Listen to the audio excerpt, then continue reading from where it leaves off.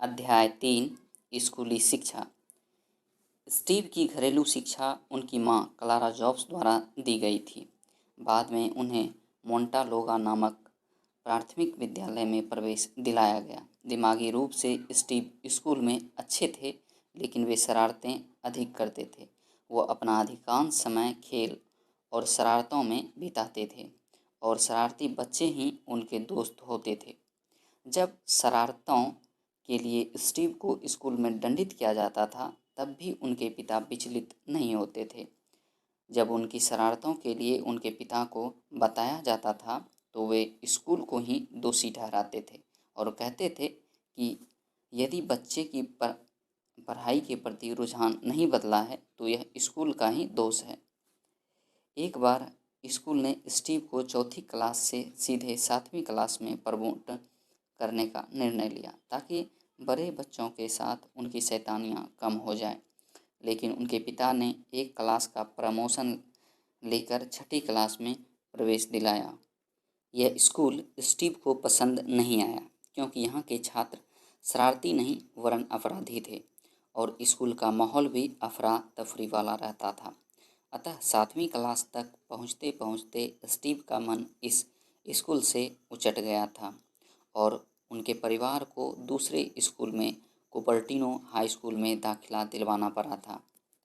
9वीं class में Steve का admission home street नामक हाई स्कूल में कराया गया। यह एक अच्छा और महंगा स्कूल था। यहाँ स्टीव के पसंदीदा विषय गणित, विज्ञान और इलेक्ट्रॉनिक्स थे। उनके कुछ अच्छे दोस्त बने, लेकिन यहाँ पर भी वे इलेक्ट्रॉनिक संबंधी शैतानियाँ करते रहे।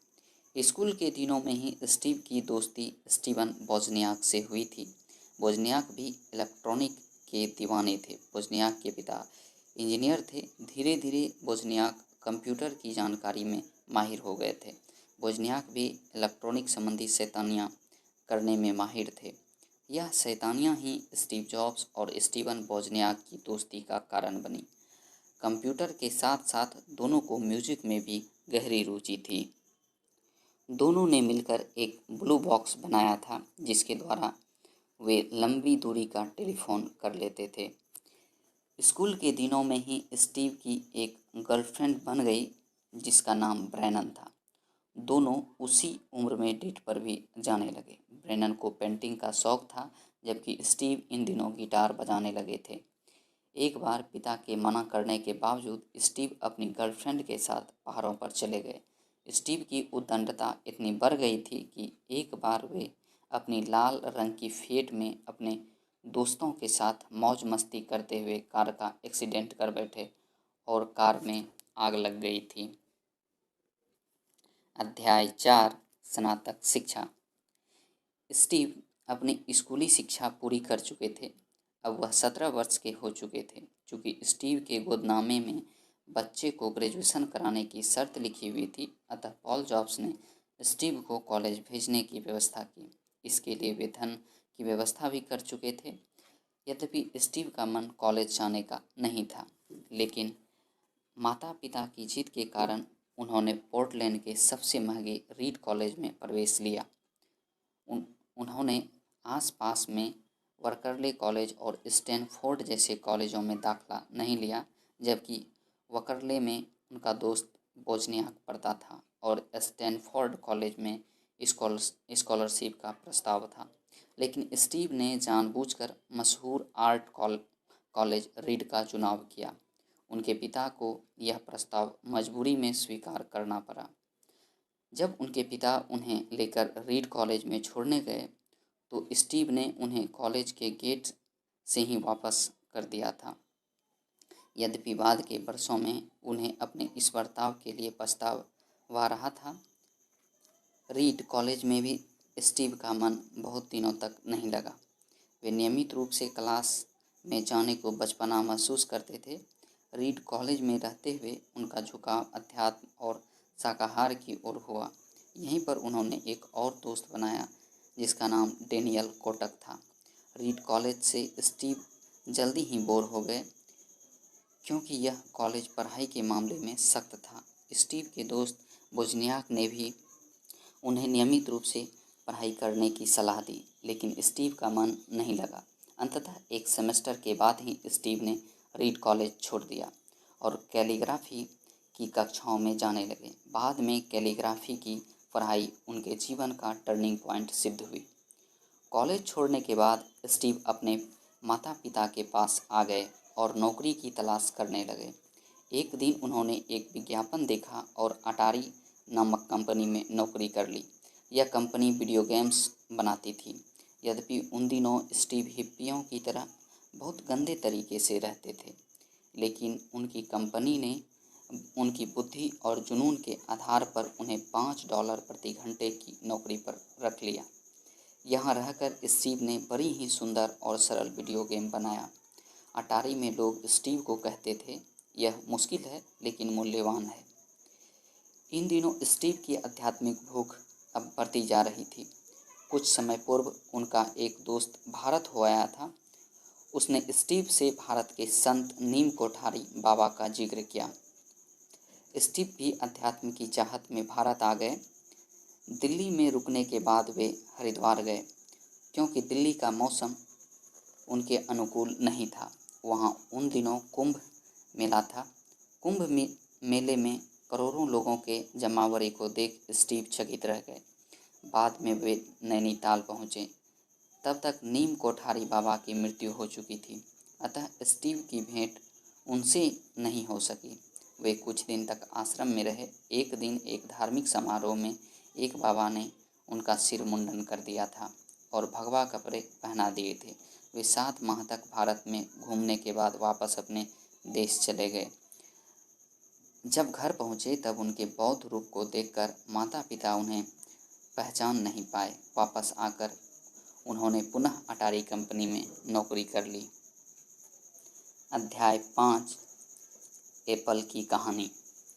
उन दिनों कंप्यूटर व्यवसाय अपनी प्रारंभिक अवस्था में था। वोजनियाक को कंप्यूटर में बहुत रुचि थी।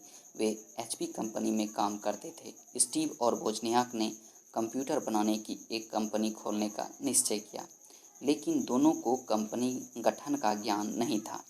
स्टीव ने अपने एक और दोस्त और अटारी कंपनी में सहयोगी रहे रान बायने नामक व्यक्ति को अपने साथ मिला लिया। बायने पूर्व में एक कंपनी बना चुके थे, लेकिन उनकी कंपनी असफल हो गई थी।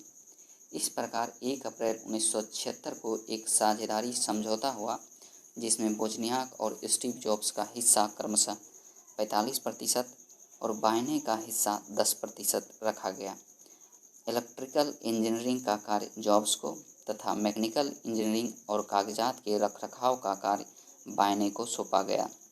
जब कंपनी का नाम रखने की बारी आई तो स्टीव ने एप्पल नाम रखने का सुझाव दिया, क्योंकि उनके घर के बाहर एक एप्पल का पेड़ भी था। वे फलाहार भी करते थे जिसमें एप्पल शामिल रहता था और यह नाम भी सरल था। अंततः सभी को कंपनी का एप्पल नाम स्वीकार हो गया। कंपनी का काम स्टीव के घर स्थित गैराज में शुरू हुआ। वोजनियाक और स्टीव ने मिलकर जो पहला कंप्यूटर बनाया उसका नाम एप्पल 1 रखा। लोगों को यह कंप्यूटर पसंद आया। पहला ऑर्डर उन्हें 50 कंप्यूटरों का मिला था, जिसकी कीमत $500 प्रति नग तय हुई थी।